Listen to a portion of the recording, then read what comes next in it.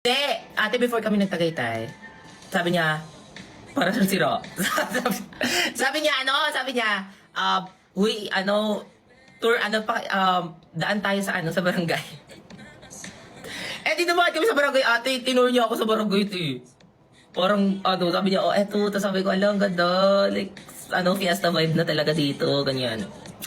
Tapos, ayun, makikita mo namang hardworking siya kasi before siya gumala, dumaan muna kami sa barangay, barangay hall. Dumaan kami doon kasi may mga may mga isa-sign siyang mga papers. Di ba?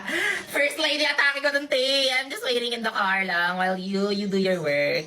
Eh. Tapos after nun, ang cute do kasi kilala siya ng mga bata doon.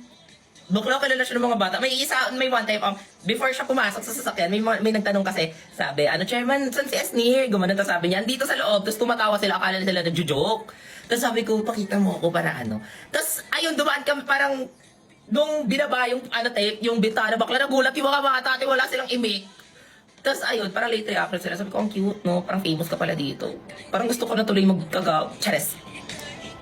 Ayan, wala lang. Like, he gave me a little tour lang to his place, and then, to his place, to his, barangay lang. And then, like, lang kami. Nagtagaytay na kami.